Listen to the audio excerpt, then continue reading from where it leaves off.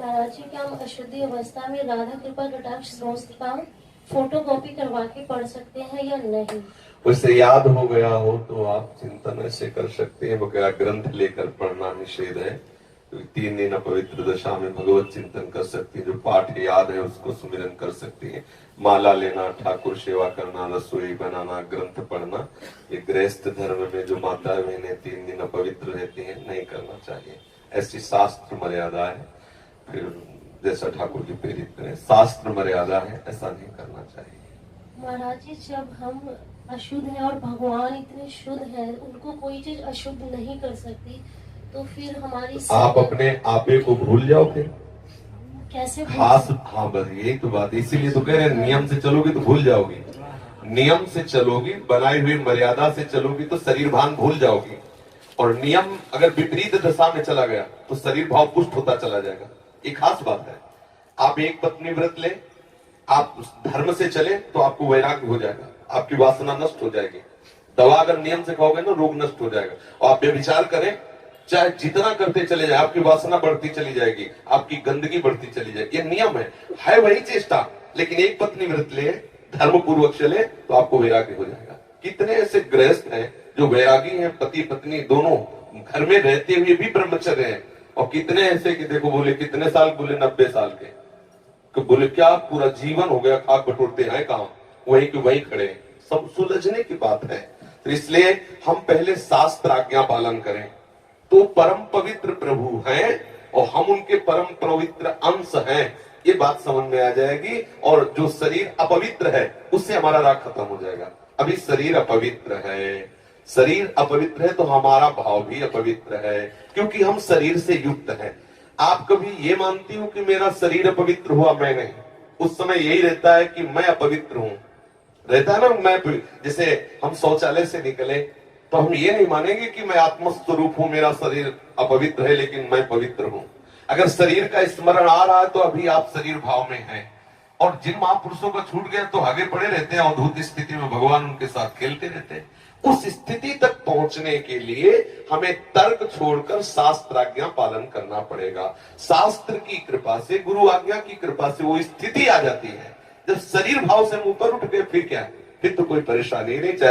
चाहे लघु शंका की पड़े हो, चाहे शौच के पड़े हो, शरीर अपवित्र है लेकिन वो परम पवित्र प्रभु में रमण कर रहा है। अभी हमारी दशा ऐसी नहीं है।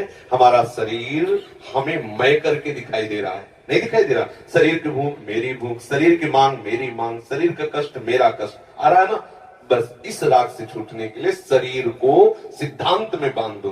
तस्मात् शास्त्रम प्रमाणम, कार्या कार्यो, क्या करना है क्या नहीं करना, इस शास्त्र के अनुसार चलो तो शरीर का राग खत्म हो जाएगा। इसका परिणाम होगा शरीर से राग खत्म हो जाएगा। आप पवित्र रहिए तो आपको शरीर से वैराग्य हो जाएगा। ये खास बात है। शास्त्र की आज्ञा पालन कीजिए तो आपको शरीर संसार से वैराग्य हो जाएगा। और शास्त्र के विरुद्ध चलिए तो आप रागी हो जाएंगे, आप आसक्त हो जाएंगे, ये आपको दंड होगा। शरीर संसार की आसक्ति वही तो आपको जलाती, वही तो आपको जन्म मृत्यु के चक्र में फंसाती। समझ गए बच्चा?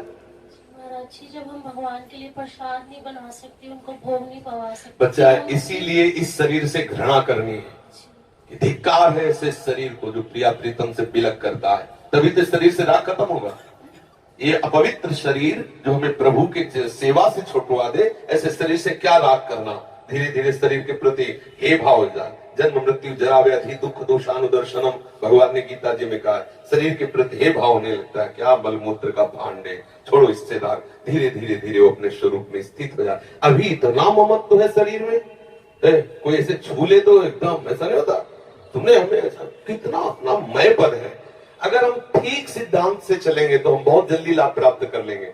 जहां हमारी स्थिति है हम बात उसी स्थिति की करें तो हम बहुत जल्दी आगे बढ़ जाए। होता क्या, हम लोग बात करते हैं छत की और अभी बिल्कुल 100 हाथ गड्ढे में खड़े हैं। बात ये है, शरीर से हमारा संबंध बहुत घनिष्ठ हो चुका है। इतना हो चुका है कि शरीर से हम संबंध किए, ये शब्द भी गलत है। मैं ही शरीर हूं ऐसा है। आप देख लो, कभी दर्पण में तिलक लगाते समय सोचा कि शरीर के मस्तक पर तिलक रचना कर रहे हैं? नहीं। मेरा तिलक कैसा है, यही तो आएगा ना। मेरा रूप कैसा है, मैं ठीक लग रही हूं, लग रहा हूं, ऐसी बातें आएंगी नहीं आएंगी। तो इसका मतलब शरीर राग है। शरीर राग हटाने के लिए शास्त्रीय सिद्धांत स्वीकार करना होगा।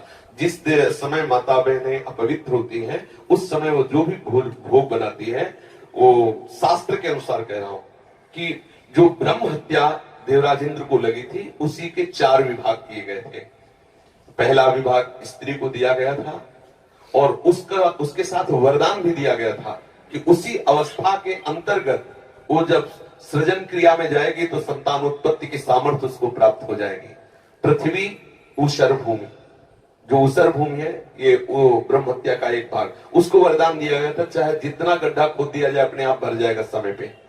वृक्ष की गोंद जो निकलती है वो ब्रह्म हत्या, और उसको वरदान दिया काटने पर भी पुनः आप हरे भरे हो जाओगे, मतलब समय आने पर आप वृक्ष रूप धारण करो। और जल में फेन बुदबुदा काई, ये ब्रह्म हत्या के 4 भाग के। और जल को आशीर्वाद दिया गया कि कभी भी कहीं भी पवित्रता होगी तो आप उसमें सम्मिलित होगे, जल छिड़को, आचमन करो, जल के द्वारा पवित्रता। ऐसा 4 वरदान भी उनको अलग अलग दिए गए और उनके लिए विधान भी किया गया है। देवराज इंद्र को जब ब्रह्म हत्या लगी थी तो शास्त्र में मर्यादा चली आ रही है, अगर इसका हम पालन करेंगे तो शरीर से वैराग्य हो जाए।